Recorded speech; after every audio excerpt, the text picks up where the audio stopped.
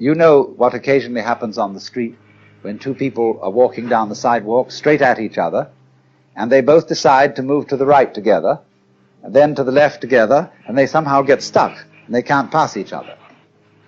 Zen teachers will pull just exactly that sort of stunt when going down a path and meet one of their students, to see if they can get him in a tangle, and can he escape from it.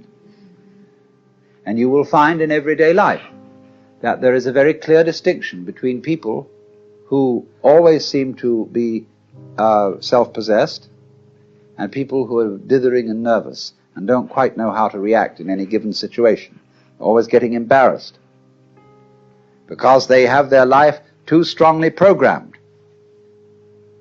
You said, this is a common marriage argument.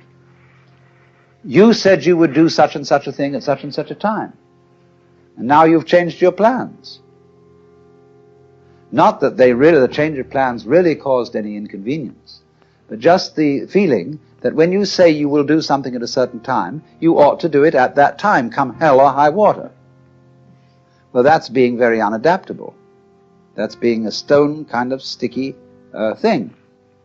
If it, after all, doesn't matter when we do it, and somebody is offended because the time has been changed, that's simply because they are attached to punctuality as a fetish. And this is one of the great problems. This causes many automobile accidents.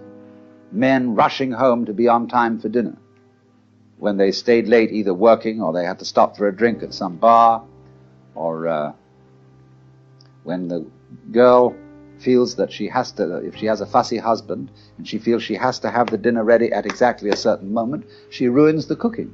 You'd rather have a faithful wife and a bad cook. I hope I'm not treading on any toes.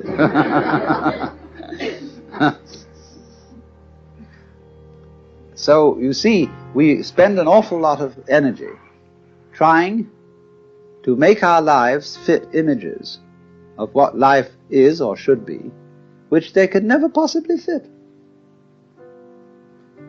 So, Zen practice is in getting rid of these images. But it's so explosive socially to do that. And it so worries people. They get vertigo, they get dizzy, they don't know which end is up.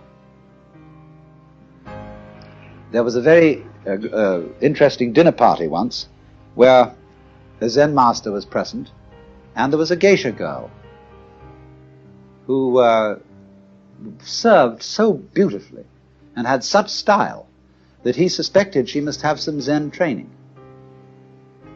And after a while, when she paused to fill his sake cup, he bowed to her and said, "I'd like to give you a present." And she said, "I would be most honored."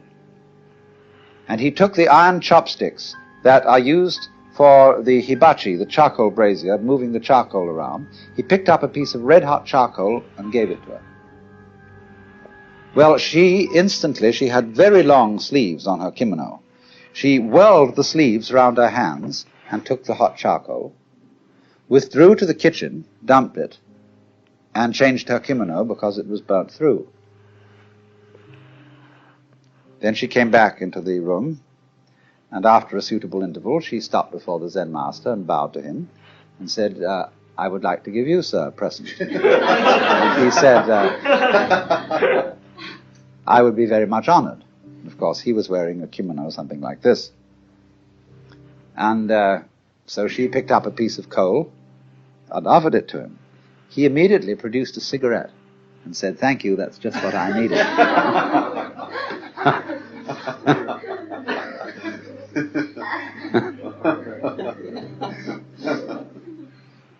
Now, you know, in the same way that we have this in our culture, certain people who are comedians, who know how to make jokes and gags in a completely unprepared situation, face them with anything, and they somehow come through. So that is exactly the same thing in a special domain as Zen.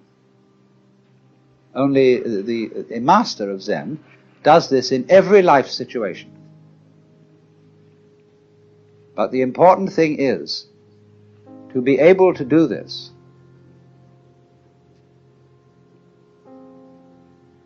This is the secret. You must remember, you can't make a mistake. Now, that's a very difficult thing to do. Because from childhood up, we have had to conform to a certain social game. And if you're going to conform to this game, you can make mistakes, or not make mistakes. And so, this thing has gone into us all the time. You must do the right thing. There's certain conduct appropriate here, there's certain conduct appropriate there.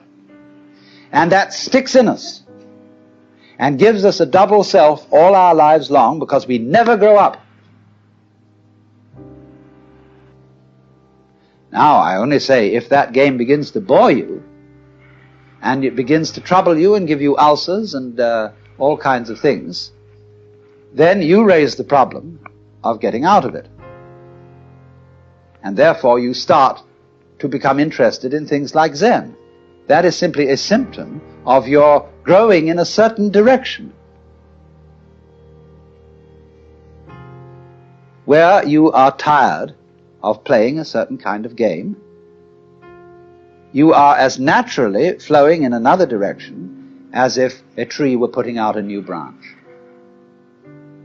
So because you say, oh well, we people are interested in higher things, you see, that depends still on the differentiation of rank between the superior and the inferior people.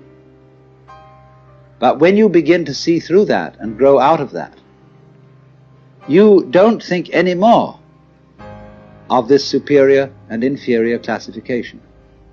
You don't think we are spiritual people who attend to higher things as distinct from these morons who are only interested in beer and television. This is simply our particular form of life. Like there are crabs, and there are spiders, and there are sharks, and there are sparrows, and so on. But remember, in the process of growth, the oak is not better than the acorn. Because what does it do? It produces acorns. Or you could say, just like I sometimes love to say, that a chicken is one egg's way of becoming others. So an oak is an acorn's way of becoming other acorns.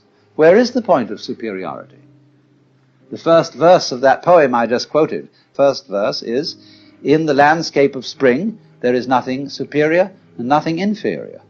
The flowering branches are naturally some short, some long.